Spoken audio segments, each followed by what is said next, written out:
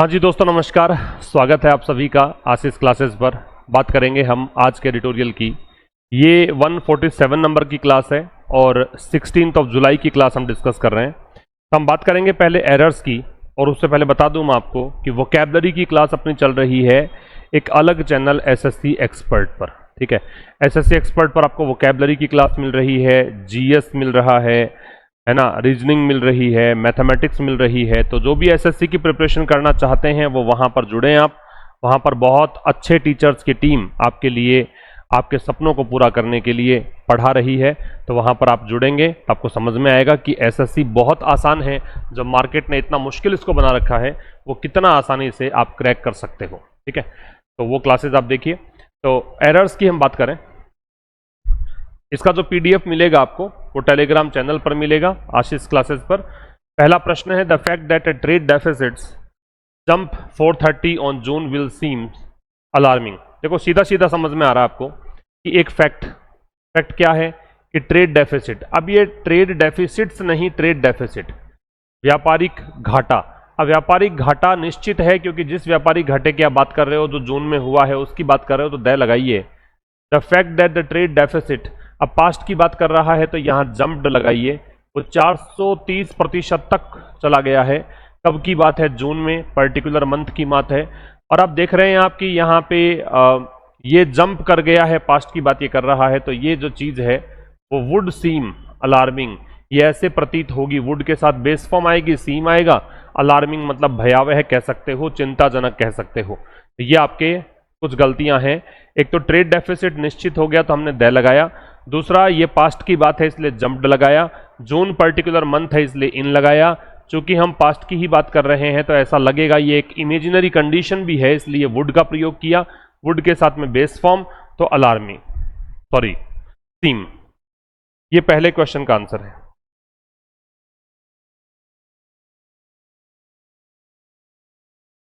अब आइए दूसरे क्वेश्चन की बात करें। दूसरे क्वेश्चन में बोल रहा है the value for crude oil imports. तो जो वैल्यू है किसकी? कच्चे तेल के आयात की। अब ये कोई एक इंपोर्ट, मतलब आयात जितने भी होते हैं क्रूड ऑयल के, उनकी बात कर रहा है तो इंपोर्ट्स।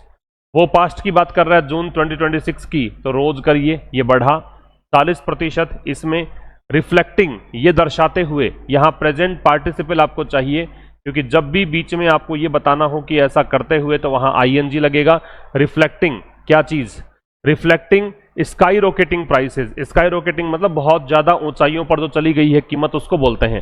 तो यहां पे दे लगाएंगे। क्यों लगाएंगे? क्योंकि ये प्राइसेस भी निश्चित है।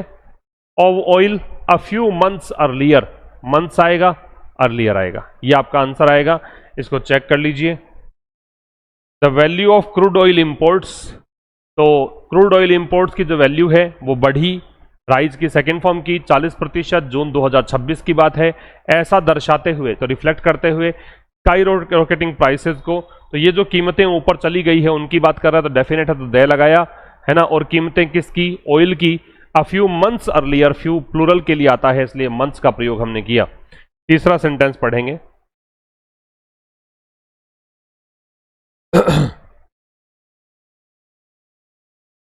विद इंडियाज नेचुरल गैस, ये कह रहा है भारत की जो नेचुरल गैस सप्लाई है, इसको देखते हुए भारत की natural gas supply.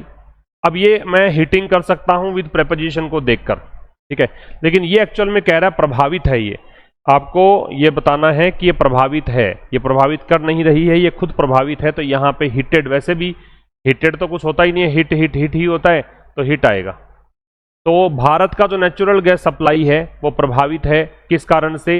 Waste Asia constants के चलते, जो पश्चिमी एशिया में रुकावटें, बाधाएं ये बनी हुई है, उसके चलते। इट हैज हैड, इट के साथ में हैज आएगा, ये हेल्पिंग वर्ब, और ये थर्ड फॉर्म दे रखी है हैड टू इंपोर्ट, इसको इंपोर्ट करना पड़ा है। टू के साथ बेस फॉर्म आएगी तो इंपोर्ट आएगा। मैनी फर्टिलाइजर के स्थान पे करो मोर फर्टिलाइजर्स, और ज्यादा उर्वरक, और ज्यादा फर्टिलाइजर्स, है ना। मैनी तो क्या ही करोगे, टाइप्स तो दे नहीं रखे इसमें अलग अलग, अनेक फर्टिलाइजर, तो फर्टिलाइजर तो एक ही है, और उनमें से काफी ज्यादा, मतलब आज की तुलना में ज्यादा, इसलिए मोर फर्टिलाइजर्स यहां पे ठीक रहेगा। ये आपका आंसर आएगा। समझ में आया? With India's natural gas supply अब नेचुरल गैस सप्लाई वो हिट है, नेचुरल गैस सप्लाई नाउन है, इसका एडजेक्टिव चाहिए आपको, थर्ड फॉर्म आएगी पास्ट पार्टिसिपल। इसको देखते हुए कि भारत की प्राकृतिक गैस जो सप्लाई है वो प्रभावित है, किस कारण से? वेस्ट एशिया कॉन्स्टेंट्स के चलते, वेस्ट एशिया में जो रुकावटें हैं, संकट है, उनके चलते। तो इसको करना पड़ा है इंपोर्ट बहुत सारे और ज्यादा fertilisers. As India electronic manufacturing, यहां भी ऐसा ही है, एज इंडियाज, भारत का इलेक्ट्रॉनिक्स मैन्युफैक्चरिंग। इलेक्ट्रॉनिक मैन्युफैक्चरिंग ऐसा नहीं है कि मैन्युफैक्चरिंग नाउन है और ये इसका मॉडिफायर है, ये तो कह रहा है इलेक्ट्रॉनिक्स का जो सामान है उसका निर्माण, उसका विनिर्माण। तो इसलिए भारत की इलेक्ट्रॉनिक्स मैन्युफैक्चरिंग एंड असेंबली, मतलब उस इलेक्ट्रॉनिक्स का जो सामान है उसकी मैन्युफैक्चरिंग और उसकी असेंबलिंग, ठीक है। ग्रोज के स्थान पे आएगा ग्रो, ग्रोज के स्थान पे आएगा ग्रो। भारत का जो इलेक्ट्रॉनिक्स मैन्युफैक्चरिंग और असेंबली है, इसकी मैन्युफैक्चरिंग भी और असेंबली भी प्लूरल हो गया तो ग्रो आएगा, ये बढ़ रहा है। Much part is going to came from abroad, तो ये कह रहा है कि बहुत ज्यादा बड़ा हिस्सा जो है, मच पार्ट के स्थान पे क्या कर दोगे?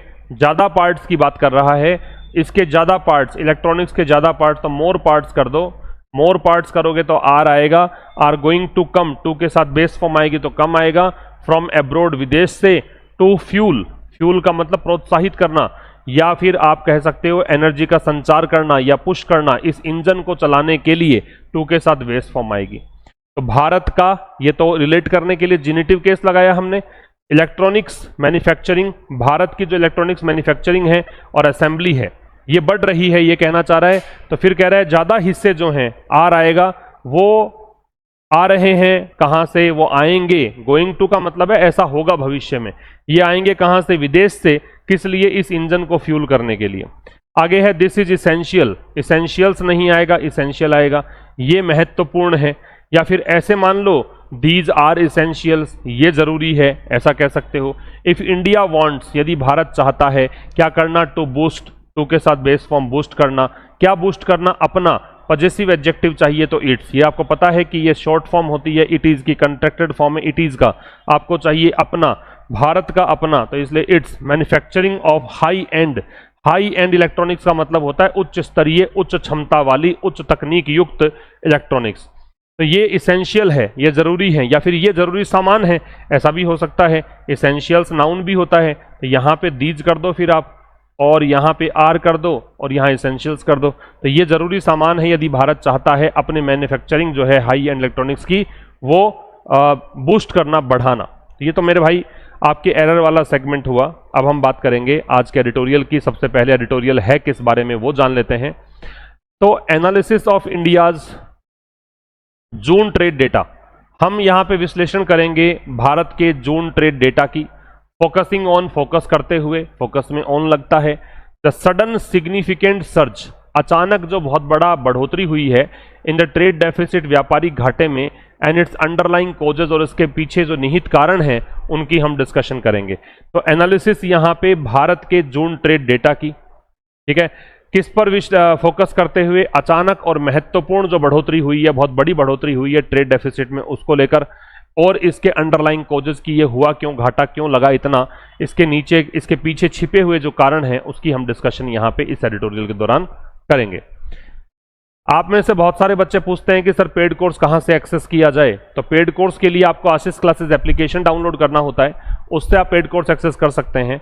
वहां इलाहाबाद हाई कोर्ट का एक कोर्स चल रहा है, इसके डिस्क्रिप्टिव मोड वाला, एक डिस्क्रिप्टिव इंग्लिश का अलग से कोर्स चल रहा है, एक आरएएस की इंग्लिश के लिए कोर्स चल रहा है, लाइव क्लासेस होती हैं, एक स्पोकन इंग्लिश का लाइव क्लास चल रही है। तो ये तमाम कोर्सेज हैं। आपको जो कुछ भी जानकारी चाहिए वहाँ पे एक नंबर अवेलेबल होगा, उससे आप संपर्क करके हमसे पूछ सकते हैं कि कैसे कुछ एक्सेस करना है, क्या आपको वहाँ पे मिलने वाला है। सभी में डेमो वीडियोज़ भी अवेलेबल हैं, आप उनको देखकर निर्णय ले सकते हैं। ठीक है भाई, तो चलिए बात करेंगे आज के एडिटोरियल की। तो पहले आप ये वाला देख लीजिए, क्योंकि वर्ड्स जान लोगे तो आपके लिए चीजें आसान हो जाएंगी। वेदरिंग का मतलब सहना या पार करना है, पार पाना है। Enduring, surviving, tackling. डेफिशिएंट का मतलब कमी है, लैकिंग, इनएडिक्वेट, स्कैंटी। वरिंग, अलार्मिंग का मतलब चिंताजनक है, वरिंग, फ्राइटनिंग या डॉन्टिंग। कॉम्पोजिशन का मतलब है मेकअप, स्ट्रक्चर या फॉर्मेशन, संरचना या बनावट। और मर्चेंडाइज का मतलब है माल या व्यापारिक वस्तुएं, गुड्स, कमोडिटीज या प्रोडक्ट्स। ये कुछ वर्ड्स आपको मिलने वाले हैं। अब देखिएगा, एक एक बात ध्यान से सुनना, पेन नोटबुक लेकर बैठना, एंड तक सेशन को देखना, कहीं पर भी स्किप मत करना। दावा है मैं एंड तक देखोगे तो हर बात आपको अच्छे से समझा दूंगा, आपको ऐसे फील करवा दूंगा कि अखबार पढ़ना बहुत आसान है। ठीक है, देखिए इंडियाज ट्रेड डेटा, भारत के जो ट्रेड डेटा हैं, भारत के जो व्यापारिक आंकड़े हैं, किसके लिए? जून महीने के लिए। ये व्यापारिक आंकड़े, अब हालांकि डेटा जो है वो सिंगुलर प्लूरल दोनों होते हैं, इसको इसने सिंगुलर माना है कि जून का जो आंकड़ा है वो ऑफर करता है, ये वर्ब हो गई, ये सब्जेक्ट हो गया। क्या ऑफर करता है? इनसाइट्स। इनसाइट्स का मतलब क्या होता है? देखो, इन का मतलब होता है अंदर और साइट का मतलब होता है दृष्टि। तो अंदर दृष्टि डालो तो इसका मतलब उसको आप नॉलेज भी कह सकते हो, आप अपनी अंडरस्टैंडिंग भी कह सकते हो। तो इसके मतलब निकलते हैं या तो अंडरस्टैंडिंग समझ, या फिर आप इसको कह सकते हैं नॉलेज। ये दोनों इसके मतलब हो सकते हैं। तो भारत का जो व्यापारिक आंकड़ा है जून महीने के लिए, ये ऑफर करता है इनसाइट्स, ये आपको एक अंडरस्टैंडिंग डेवलप करता है आपकी। इनसाइट्स में इनटू लगता है, ये काम की बात है।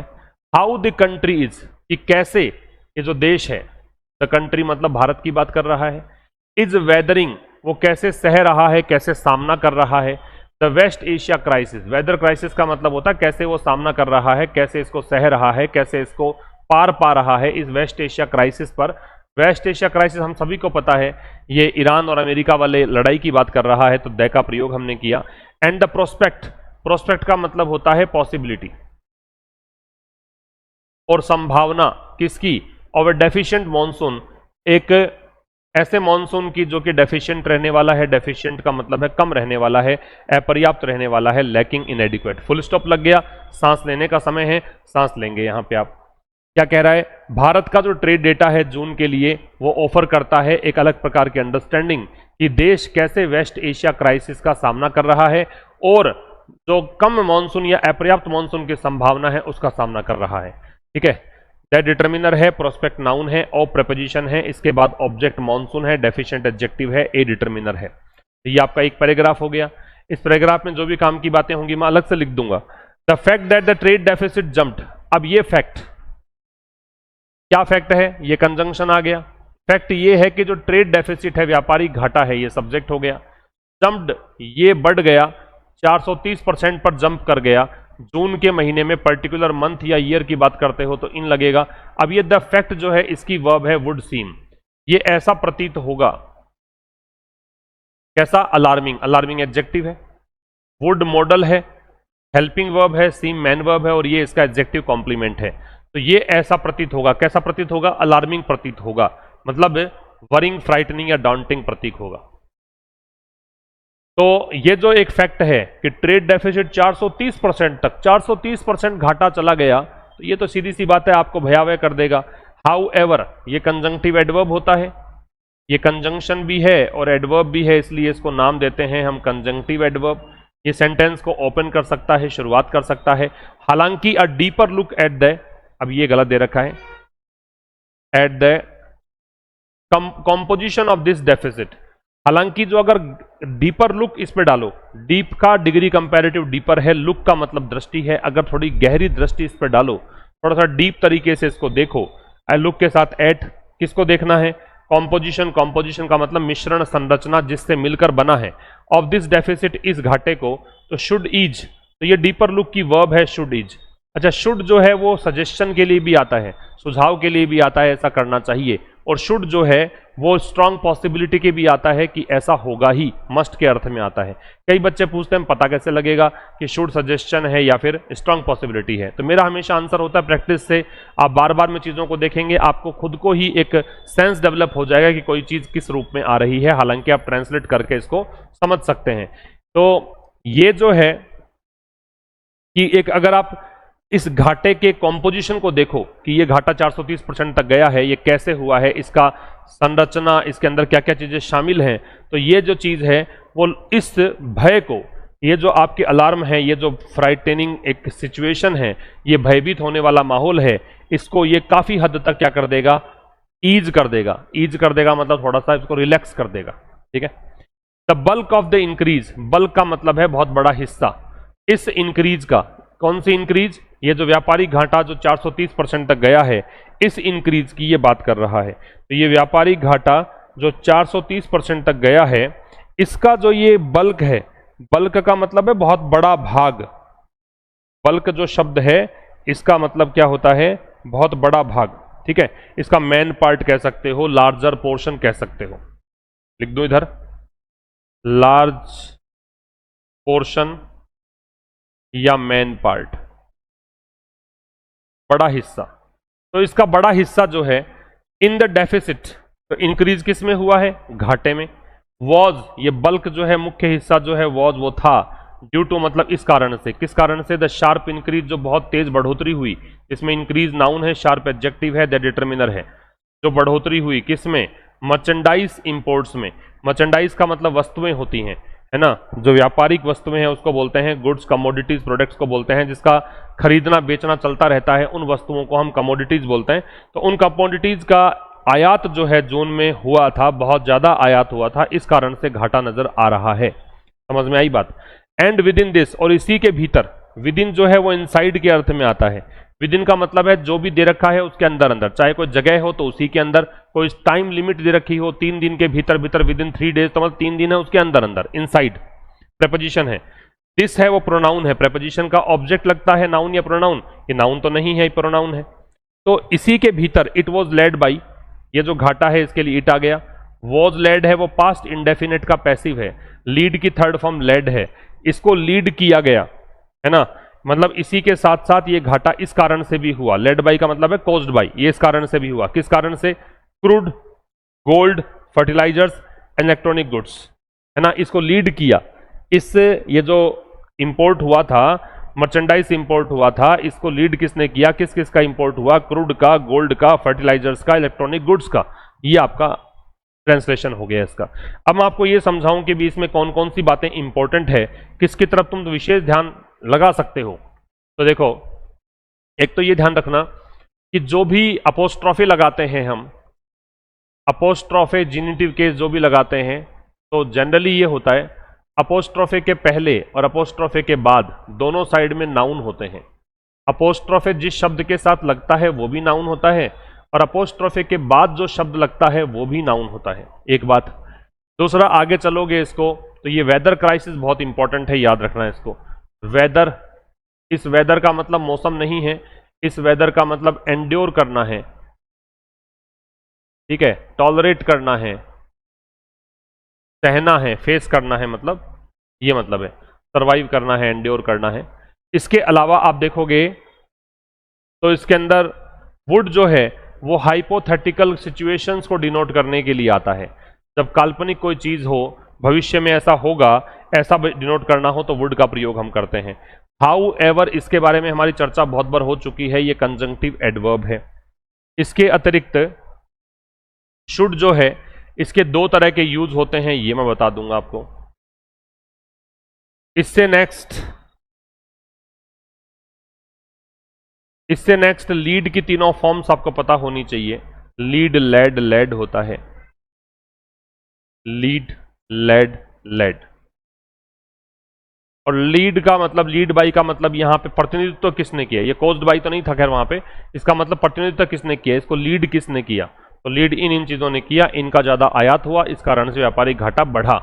अब देखो, वुड जो है वो hypothetical situation, to denote hypothetical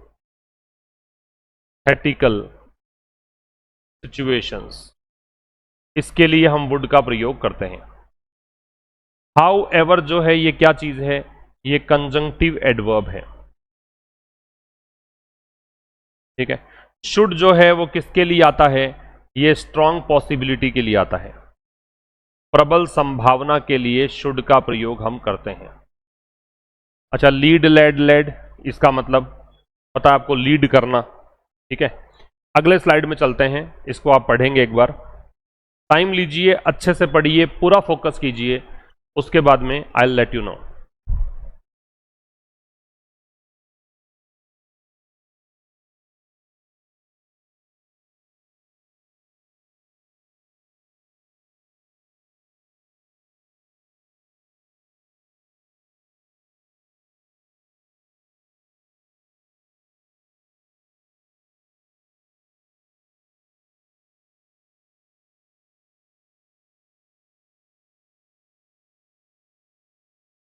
ठीक है। स्काई रॉकेटिंग का मतलब तेजी से बढ़ना है, सोरिंग है, एस्केलेटिंग है, सर्जिंग है। अनसर्टेनिटी का मतलब अनिश्चितता है, अनप्रेडिक्टेबिलिटी, डाउट या एम्बिग्यूटी।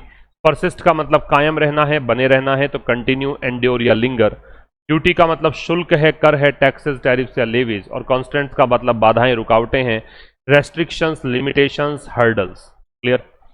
अब देखिए, the value of crude oil imports, जो वैल्यू है, जो मूल्य है, किसका है मेरे भाई मूल्य? ये प्रेपोजिशन है, ये प्रेपोजिशन का ऑब्जेक्ट है क्रूड ऑयल, कच्चे तेल का।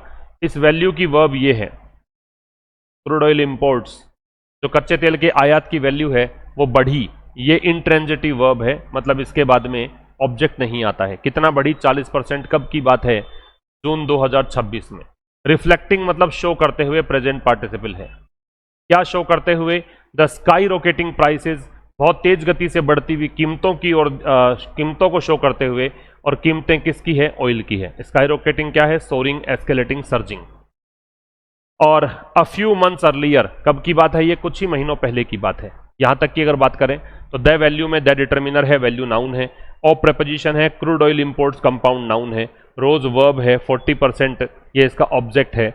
इन जून 2026, इन प्रेपोजिशन ये इसका ऑब्जेक्ट।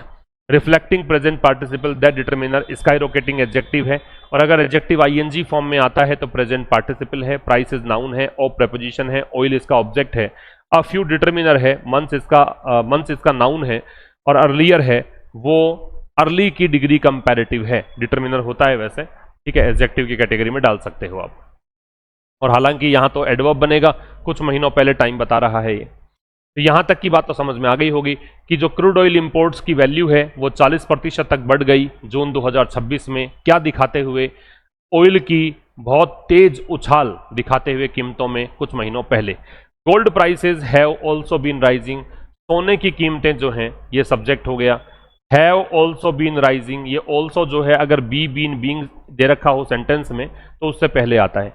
ये भी बढ़ रही है। एज अनसर्टेनिटी, अब ये एज यहां कंजंक्शन है क्योंकि अनसर्टेनिटी सब्जेक्ट है।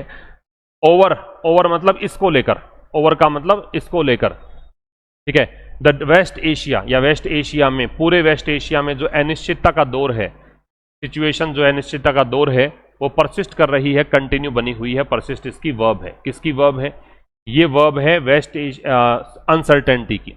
तो सब्जेक्ट एक तो गोल्ड प्राइसेस है, इसकी वर्ब तो है हैव बीन राइजिंग, और एक अनसर्टेनिटी है, इसकी वर्ब है परसिस्ट। अनसर्टेनिटी एक वचन है तो देखो यहां पे एस जोड़ दिया। क्लियर है। ऑल्सो की पोजीशन ध्यान रखना, ऑल्सो जो है अगर बी बीन बीइंग दे रखा होता है तो उससे पहले आता है। आगे कह रहा है the doubling of gold import duties. Doubling मतलब दो गुना होना, ये सब्जेक्ट हो गया। किसका? गोल्ड इंपोर्ट ड्यूटीज की। अगर सोने का आयात करोगे तो उस पर जो लगने वाला कर है वो डबल हो गया है इन मई की बात है। तो इस डबलिंग का वुड ऑल्सो हैव पुश्ड, इसने भी किया होता या किया होगा। वुड हैव के साथ थर्ड फॉर्म मतलब इमेजिन कर रहा है ये, तो इसने भी बढ़ाया है किसको? प्राइसेस को इन जून। तो प्राइसेस को इससे भी बढ़ोतरी मिली है क्योंकि टैक्स बहुत दुगना देना पड़ा है यहाँ पे। तो गोल्ड इंपोर्ट पे लगने वाला जो शुल्क है वो भी डबल हो गया मई में, है ना। वुड ऑल्सो हैव, अब ये ऑल्सो कहाँ आ रहा है? मैन वर्ब से पहले। लेकिन आप कहोगे पुश अप मैन वर्ब है, तो ये एक्चुअल में क्या है? जब आप दो तीन शब्दों से मिलकर मैन वर्ब हो, might have, should have, would have, could have, तो वहां पे हैव से पहले आता है। ठीक है। प्राइसेस इन जून, जून में प्राइसेस। आगे कह रहा है with India's natural gas supplies hit. इसको देखते हुए, विद मतलब इस कंडीशन के साथ कि भारत का जो नेचुरल गैस सप्लाईज है, इंडियाज अपोस्ट्रोफे दे रखा है, देखो अपोस्ट्रोफे से पहले नाउन है, इसके बाद नेचुरल गैस सप्लाईज भी नाउन है। ये कंपाउंड नाउन है क्योंकि एक से ज्यादा अगर शब्द हो नाउन में उसको हम नाम देते हैं कंपाउंड नाउन। तो इसको देखते हुए कि भारत का नेचुरल गैस सप्लाईज जो है वो हिट कर रहा, मतलब ये हिट हुआ मतलब प्रभावित हुआ। ड्यू टू मतलब किस कारण से? वेस्ट एशिया कॉन्स्टेंट्स के चलते, पश्चिमी एशिया की बाधाएं या रुकावटों के चलते। इट हैज हैड, तो इसको हैज यहां हेल्पिंग वर्ब है, हैड मैन वर्ब है, और हैज टू हैव टू का मतलब है करना पड़ता है, इसका मतलब है करना पड़ा है, प्रेजेंट परफेक्ट दे रखा है। क्या करना पड़ा है? इंपोर्ट करना पड़ा है मोर फर्टिलाइजर, ज्यादा उर्वरक। कितना? 201% मोर बाई वैल्यू। अगर आप वैल्यू से देखो तो 201% ज्यादा पैसा चुकाना पड़ा है ओवर लास्ट जून, मतलब पिछले जून के दौरान। इस ओवर का मतलब ड्यूरिंग है। याद रखना, ओवर केवल ऊपर के सेंस में आए ऐसा नहीं है, अलग अलग कंडीशन में अलग अलग ओवर आता है। अब मैं इसका निचोड़ निकाल दूं और आपसे कहूं कि ये 5-6 पॉइंट ही पढ़ लो इस स्लाइड में, बाकी कुछ काम का नहीं है, तो बहुत ही बेहतर रहेगा। तो देखिए, सबसे पहली बात तो राइज रोज। एक तो राइज जिसकी सेकेंड फॉर्म रोज होती है और थर्ड फॉर्म रीजन होती है, ये तो होती है इंट्रांजिटिव वर्ब।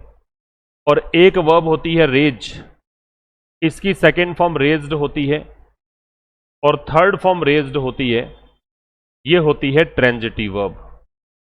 एक तो आपको ये ध्यान रखना है, जब इसका राइज का मतलब होता है बढ़ना, अपने आप उठना, और ये होता है बढ़ाना, ये ट्रांजिटिव वर्ब है, इसके बाद ऑब्जेक्ट लगता है।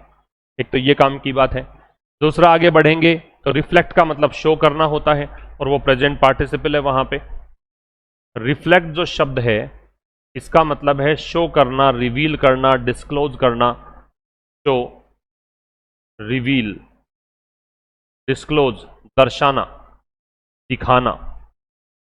ठीक है, इसके आगे चलोगे तो यहां पे काम की बात, इसके अलावा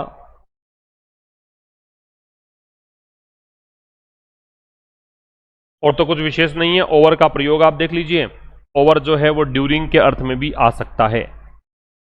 ओवर, ओवर का मतलब ड्यूरिंग भी हो सकता है, के दौरान भी हो सकता है, ये ध्यान रखें। ठीक है, यहां तक। अगला स्लाइड देखेंगे, पढ़िए, देखें इसको। इसमें वर्ड्स जो है सेगमेंट, सेगमेंट का मतलब है खंड या हिस्सा, पार्ट या डिवीजन। फ्यूल जो है इसका मतलब है बढ़ावा देना, स्टिमुलेट, इंकरेज या boost.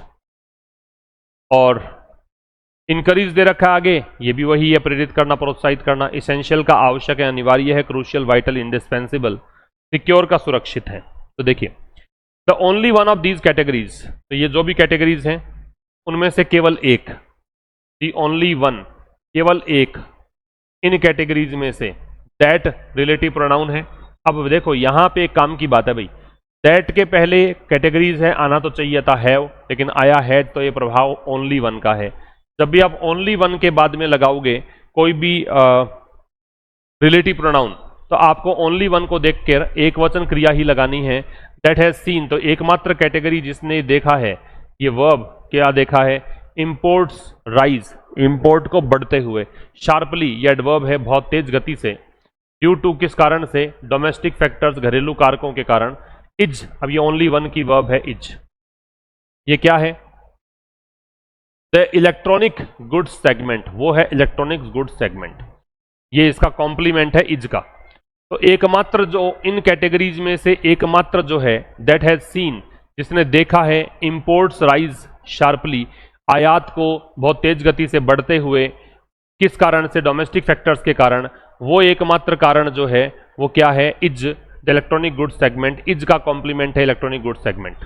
As India's electronics manufacturing, as यहां पे कंजंक्शन है। अच्छा, एज वाली कंडीशन मैंने बताई नहीं, यहां भी नोट कर लेना आप। एज तीन तरीके से काम करता है, एज जो है वो तीन तरीके से काम करता है। या तो ये प्रेपोजिशन होता है, या ये एडवर्ब होता है, और या ये कंजंक्शन होता है। बहुत ही मैं स्पष्ट रूप से बता दूं आपको, बहुत ही आसान तरीके से, आप भूलोगे नहीं कभी भी। प्रेपोजिशन ये तब होता है जब इसके सीधा बाद में ऑब्जेक्ट दे रखा हो, नाउन या प्रोनाउन दे रखा हो, और इसका मतलब हो के रूप में। एडवर्ब ये तब होता है जब इसका तुलना करने के लिए यूज किया जाए, जैसे एज, गुड, एज, ऐसा करके। एज, एज मतलब साथ में आता है, इसमें एज, एज साथ में आता है पेयर के रूप में। और कंजंक्शन के रूप में होता है जब इसके बाद में सब्जेक्ट और वर्ब दे रखा हो। कई बार इसका मतलब होता है क्योंकि, और कई बार मतलब होता है जैसे ही, इस तरीके का अर्थ देता है। सब्जेक्ट वर्ब इसके बाद में होंगे तो ये कंजंक्शन होगा, तो आपको ये ध्यान रखना है। ठीक है, आगे देखिए। तो ये कह रहा है कि भारत का, India's electronics manufacturing and assembly grow. अब जैसे जैसे, अब इसका मतलब जैसे है, भारत का जो ये इलेक्ट्रॉनिक्स मैन्युफैक्चरिंग है और असेंबली है, ये बढ़ेगा, है ना, ये दोनों मिला के इसकी वर्ब हो गई grow. More parts are going to, तो अधिक हिस्से जो हैं, आर गोइंग टू कम, वो आएंगे, ये वर्ब है। कहां से, एब्रोड से। एब्रोड एडवर्ब होता है वैसे, याद रखें। हालांकि यहां तो फ्रॉम दे रखा है प्रेपोजिशन, तो इसलिए इसने ऑब्जेक्ट लगा के किया है। वैसे अब्रोड एडवर्ब होता है। टू फ्यूल, इसलिए टू फ्यूल ये two plus base form purpose बताने के लिए काम आता है, और फ्यूल का मतलब प्रोत्साहित करना है। दिस इंजन मतलब इस इंजन को, इंजन क्या होता है, खींचने का काम करता है। ये जो इंजन है जिसके कारण ये गति चल रही है, वृद्धि हो रही है, उसकी बात कर रहे हैं। तो ये कह रहा है कि जैसे भारत का इलेक्ट्रॉनिक्स मैन्युफैक्चरिंग और असेंबली बढ़ेगा, वैसे वैसे मोर पार्ट जो हैं वो आएंगे अब्रोड से, किस लिए, इस इंजन को पुश करने के लिए, प्रेरित करने के लिए। आगे कह रहा है द गवर्नमेंट, ये सब्जेक्ट है, इज इंक्रीजिंग, इसको इनकरीज बोलते हैं, इनकरेज नहीं बोलते, ई की मात्रा आती, इनकरीज, डिस्करीज। तो गवर्नमेंट जो है प्रोत्साहित कर रही है इस चीज को, ये इसका ऑब्जेक्ट है। एज सीन, जैसा कि देखा गया, इन इट्स डिसीजन, इसके डिसीजन में, किसके डिसीजन में, गवर्नमेंट का डिसीजन है, ये पजेसिव एडजेक्टिव है। लास्ट वीक, पिछले सप्ताह, क्या डिसीजन था, टू रिमूव, हटाने का, द बेसिक कस्टम्स ड्यूटी, जो मूलभूत सीमा शुल्क है उसको, किस पर, आयातित पार्ट्स पर, in the manufacture of display assemblies, और पार्ट्स किसमें, जो भी मैन्युफैक्चर हो रहा है डिस्प्ले असेंबलीज, उनमें लिथियम आयन सेल्स, ये रिचार्जेबल सेल्स आते हैं उनमें, इंजेक्टर कोयल मॉड्यूल्स, ये वस्तुओं के नाम ज्यादा पढ़ने की इसको जरूरत है नहीं। तो गवर्नमेंट जो है वो इसको प्रोत्साहित कर रही है, जैसा कि देखा गया, एज वॉज सीन, ऐसा मान सकते हो आप, एज वॉज सीन, जैसा कि देखा गया, है ना। तो ये वॉज सीन जो है इसको कंट्रैक्ट करके वॉज को हटा दिया, इसने रिड्यूस बना दिया, जैसा कि देखा गया इसके डिसीजन में पिछले वीक। और डिसीजन क्या था, रिमूव करने का, किसको, बेसिक कस्टम्स ड्यूटी को, किस में, इंपोर्टेड पार्ट्स में, किस सेक्टर में, इस क्षेत्र में, और मैन्युफैक्चरिंग है किसकी, इन चीजों की है। दीज आर इसेंशियल, दीज है वो सब्जेक्ट है, और वैसे दीज है वो डेमोस्ट्रेटिव प्रोनाउन है, यहाँ पे आगे नाउन नहीं है, इसलिए आर वर्ब है, इसेंशियल है वो इसका कॉम्प्लीमेंट है। तो ये जरूरी है। इफ इंडिया वांट्स, यदि भारत चाहता है, क्या चाहता है, टू बूस्ट, बढ़ाना, क्या, अपनी मैन्युफैक्चरिंग, अपना विनिर्माण, और विनिर्माण किसका, हाई एंड इलेक्ट्रॉनिक्स का। हाई एंड का मतलब क्या होता है, उच्च क्षमता वाला, लिख लेना। हाई एंड जो होता है इसका मतलब होता है उच्च क्षमता वाला।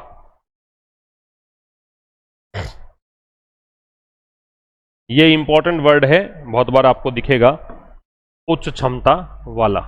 इसको चाहो तो प्रीमियम लिख सकते हो आप, इसको क्या लिख सकते हो आप, प्रीमियम लिख सकते हो। और क्या लिखा जा सकता है इसको, प्रीमियम की जगह आप एडवांस्ड भी लिख सकते हो इसको, उच्च क्षमता वाला, ठीक है। इलेक्ट्रॉनिक्स सच एज, ये उदाहरण देने के लिए आता है, जैसे कि स्मार्टफोन्स है, लैपटॉप्स है, स्मार्ट टीवीज है, ये सब। गोइंग अहेड, आगे बढ़ते हुए, the attempt should also be to manufacture, अब प्रयास ये भी होना चाहिए, क्या प्रयास होना चाहिए, मैन्युफैक्चर करने का, विनिर्माण करने का, as many of these inputs, क्योंकि इनमें से, ये इनपुट का मतलब कच्चा सामान जिससे आप प्रोडक्ट्स बना रहे हो, इसमें से अनेक प्रोडक्ट्स जो हैं लोकली, स्थानीय रूप से, मैनी ऑफ दीज इनपुट्स मतलब आप also be to manufacture as many of these inputs locally, कि आप जितना हो सके उतना इन चीजों को स्थानीय रूप से घर में ही बनाएं, देश में ही बनाएं, सो दैट, ताकि दीज सप्लाई चेन्स की, ये जो आपूर्ति श्रृंखलाएं हैं, ये सब्जेक्ट है, कैन बी मेड, ये पैसिव है कैन का, इसको बनाया जा सके, ट्रूली सिक्योर मतलब वास्तव में सुरक्षित, ठीक है। तो ये कह रहा है कि गोइंग अहेड, आगे बढ़ते हुए, अटेम्प्ट क्या होना चाहिए, अटेम्प्ट की वर्ब है शुड ऑल्सो बी, ऑल्सो का प्रयोग बी से पहले, प्रयास होना चाहिए मैन्युफैक्चर करने का, जितने भी इनपुट्स हैं उनको लोकली, है ना, लोकल रूप से बनाया जाए, ताकि क्या होगा, सो दैट का प्रयोग हम पर्पस बताने के लिए करते हैं, उद्देश्य बताने के लिए करते हैं, ताकि होगा क्या, ताकि ये सप्लाई चेन्स जो हैं इनको ट्रूली सिक्योर किया जा सके। ट्रूली एडवर्ब है और सिक्योर है वो एडजेक्टिव है। अगर मैं इसको अब बताऊं कि कौन कौन सी चीजें इंपॉर्टेंट है इसमें, तो देखिए, इसमें एक तो ओनली वन वाली कहानी इंपॉर्टेंट है। दी ओनली वन अगर होता है तो उसके साथ में वर्ब जो है वो सिंगुलर आती है, काम की बात है। इसके अलावा यहां पे काम की बात, अब्रोड जो है वो एडवर्ब होता है, ये ध्यान रखेंगे आप। तीसरी बात,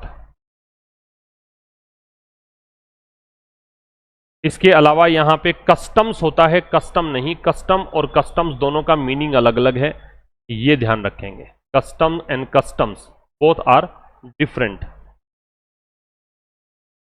ठीक है। इसके अलावा यहां पे हाई एंड, ये इंपॉर्टेंट है। हाई एंड वैसे एडजेक्टिव का काम करेगा। इसके अतिरिक्त आप ये ध्यान रखें कि two plus base form purpose बताने के लिए आता है, सो दैट जो है ये भी पर्पस बताने के लिए आता है। ठीक है, ये कुछ चीजें हैं। तो दी ओनली वन के साथ में आपको लगानी है सिंगुलर वर्ब। एब्रोड जो है इसकी वर्ड कैटेगरी एडवर्ब होती है। कस्टम्स का मतलब सीमा शुल्क है, जबकि कस्टम है वो रीति रिवाज के लिए यूज करते हैं। कस्टम का मतलब है रीति रिवाज। हाई एंड का मतलब है उच्च क्षमता वाला, एडवांस्ड कह सकते हो, उच्च क्षमता वाले वो कहते हैं। टू प्लस वर्ब की फेस बेस फॉर्म इन्फिनिटिव होती है और इसको हम किस लिए यूज करते हैं? पर्पस बताने के लिए, उद्देश्य बताने। और इसको पर्पस नहीं बोलते, पर्पस बोलते हैं। और इसका भी प्रयोग हम पर्पस बताने के लिए ही करते हैं। क्लियर? अब हम बात करें क्वेश्चंस की। इससे पहले ये 5 मैच द कॉलम है। स्काई रॉकेटिंग क्या होता है? स्काई रॉकेटिंग का मतलब है इंक्रीजिंग वेरी रैपिडली, बहुत तेज गति से बढ़ना, जैसे रॉकेट जाती है तेज गति से वैसे। परसिस्ट का मतलब कंटिन्यू होना है, तो to continue, to exist. Weathering का सामना करना है, सर्वाइविंग और coming safely through a difficult situation. Alarming का भयावह है, कॉजिंग वरी। और इसेंशियल का आवश्यक है, एब्सोल्युटली नेसेसरी। क्वेश्चन देखिए पहला, based on the editorial how is the word weathering most appropriately used in the context of the West Asia crisis. कैसे इसको वेस्ट एशिया क्राइसिस के संदर्भ में वेदर का यूज किया गया है? The process of natural gas pipelines breaking down due to extreme climate conditions. अच्छा जी, India successfully enduring and surviving the geopolitical, ये वेदर का सही यूज होगा। ठीक है, अगला है, in which of the following sentences has the word persist been used grammatically and contextually correct. तो परसिस्ट का मतलब क्या होता है? कंटिन्यू करना है। तो the government persist the new tax laws on all imported electronic goods. अच्छा जी, despite the heavy tax cut the uncertainty over the global supply chain persist.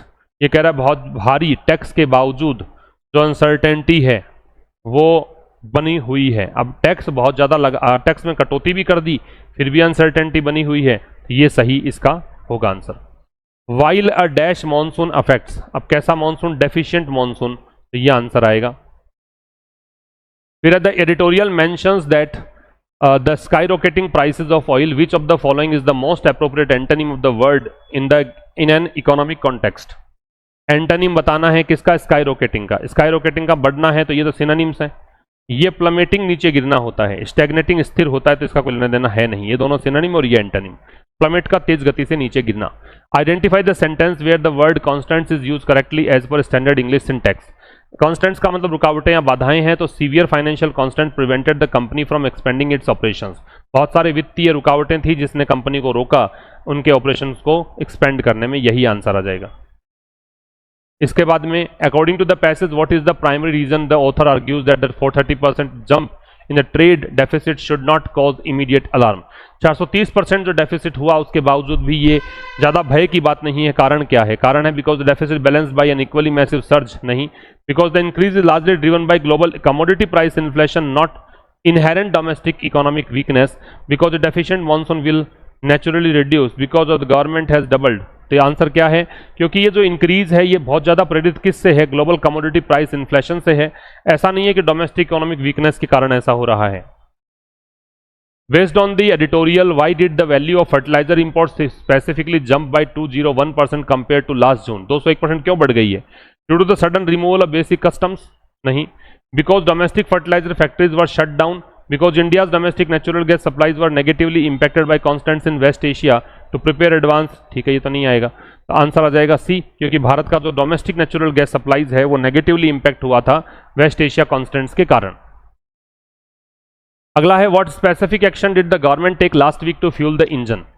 कौन सा स्पेसिफिक एक्शन इसने लिया था इंजन को फ्यूल करने के लिए? दे रखा था डोमेस्टिक इलेक्ट्रॉनिक्स मैन्युफैक्चरिंग वाला जो इंजन है उसकी बात कर रहा है।